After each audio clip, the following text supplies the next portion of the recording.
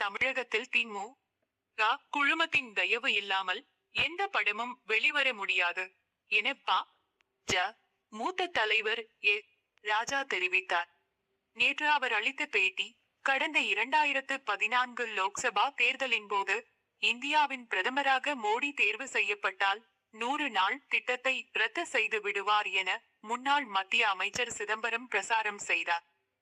ஆனால் பிரதமர் மோடி பதவியேற்று 11 ஆண்டுகள் ஆகிவிட்டன. அவர்கள் அளித்த 100 நாள் வேலை திட்டம் 125 நாட்களாக அதிகரிக்கப்பட்டுள்ளது. மேலும் கிராமப்புறங்களில் நடவு மற்றும் அறுவடை காலங்கள் தவிர்த்து இத்திட்டம் செயல்படுத்தப்படும் என்றும் தெரிவிக்கப்பட்டுள்ளது. விவசாய வேலைக்கு ஆட்கள் கிடைக்கவில்லை என்று விவசாயிகள் எழுப்பிய புகாரை தொடர்ந்து திட்டம் மேம்படுத்தப்பட்டுள்ளது. ஊரக வேலைவாய்ப்பு உறுதியளிப்பு திட்டத்தில் பயோமெட்ரிக் முறை பின்பற்றப்படும் என்பதற்குத்தான் திராவிட கட்சிகள் எதிர்ப்பு தெரிவிக்கின்றன. பயோமெட்ரிக் முறையால் கொள்ளையடிக்க முடியாது என்பதே எதிர்ப்புக்கான பிரதான காரணம்.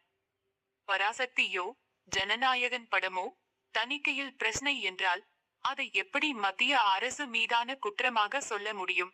திரைப்பட தணிக்கை சான்றுக்கு என சில விதிமுறைகள் உள்ளன. அதன் அடிப்படையில் தான் சான்று அளிக்க முடியும்.